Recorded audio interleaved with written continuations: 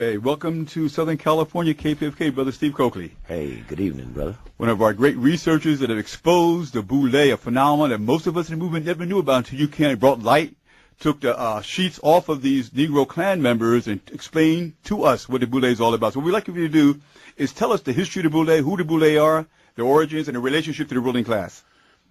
Thank you, brother. I would thank you for hosting me and my friends here, and appreciate you and all your company. Everybody's excessively intense, and that is the demand of the day. This secret society, this particular black secret society that we'll talk about today, is the first of the black Greek societies, started in 1904. And that word that you said, boule, is actually an acronym. It's a Sigma Pi Phi. Sigma Pi Phi, 1904 in Philadelphia. And for most of our people, we are not prepped to the responsibility of secret society in the American society. Mm-hmm. And this founding constitution, this illegal criminal enterprise, was a Masonic affair. And a Masonry is a form of secret society. There are other well-known secret societies like Skull and Bones at Yale, of which this corrupt president and his father were members of. And it is that society that the black society modeled itself after. So when they wrote their first history book, The History of Sigma Pi Phi, by a very noted black author, University president Charles Wesley, who wrote the history book for the Elks, the Prince Hall Masons, National Council of Negro Women, Alpha Phi Alpha, and Sigma Pi Phi. And as a result, in page 28 of its first history book, it noted that it wanted to be like Skull and Bones at Yale. It was right here in Los Angeles at the Good Life on a Friday night.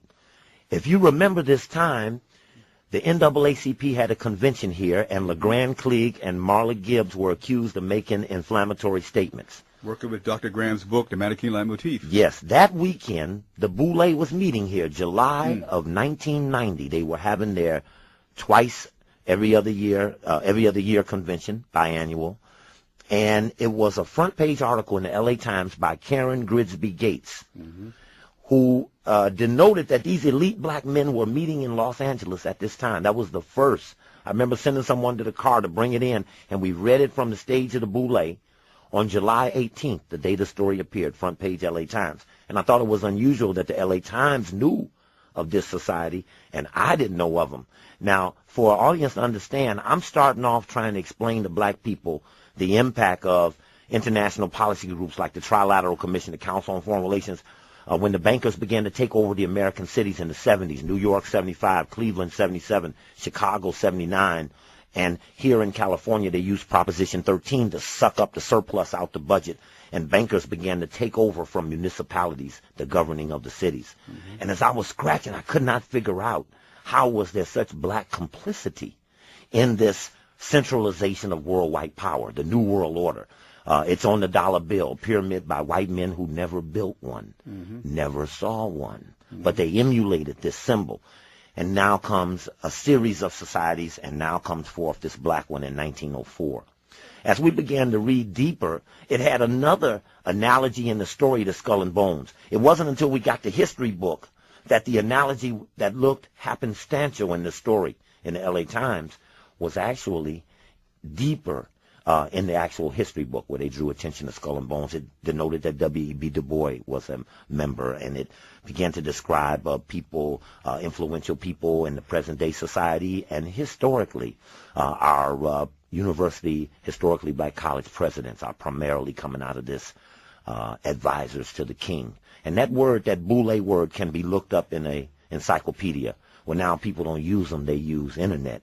And that's a dangerous thing, a dangerous dependency. But boule, B-O-U-L-E, the Greek version. There's a French version that's a coming together, a conclave, the AKA called their convention, the boule. But the Greek word is what we're looking for, the advisors to the king. The lower house of the Greek parliament is called boule.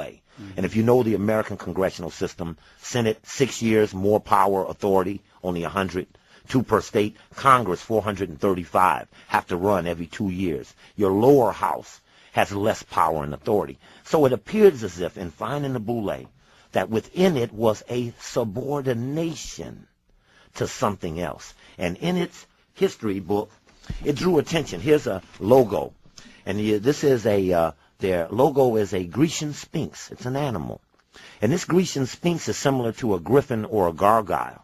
Kind of ironically, the Boule had their convention in Los Angeles in 1941. At where else? Griffin Park. And this logo, this symbol, is a guardian animal. This would be similar to a Rottweiler or a dog or a German Shepherd. They tend to protect something higher than itself. Let me ask you a question. I went to Howard University, for instance, and a number of African so-called Greek societies, fraternities, as well as in our community, there's a number of secret, semi-secret organizations. How is the Boule different than the numerous fraternities and groups in our community? What is the relationship to the ruling class? Father, son. The nine make up the axis of the Black Greek dynasty. There are 4 male societies, 4 female societies, and the Boule make the 9th one. They're the first, 1904 series, the Alphas.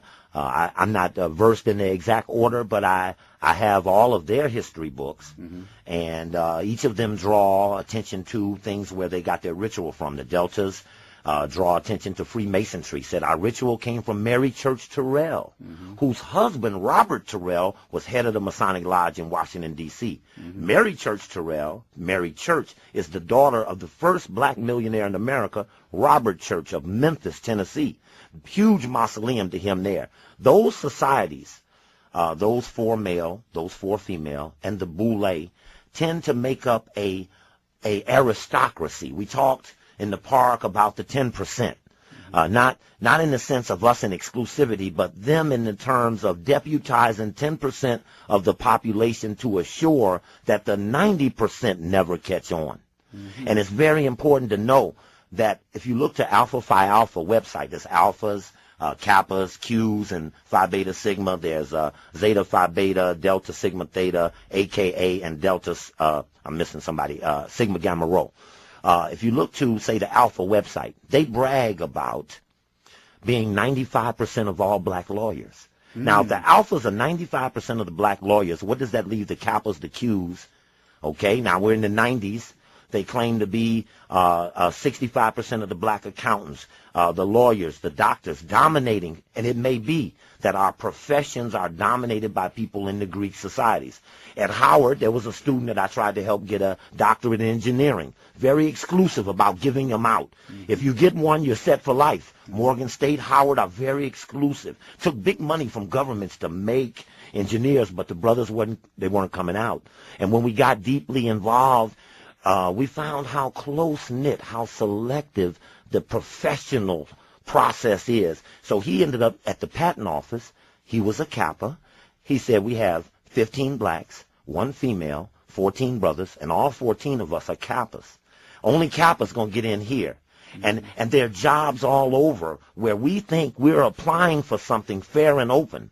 But I would suggest that the ruling class recognized this was a very significant period, Didon, when they decided that they would give a college degree to a person of African ancestry in America who, after Reconstruction, should have been pretty pissed off. And so they were very weak about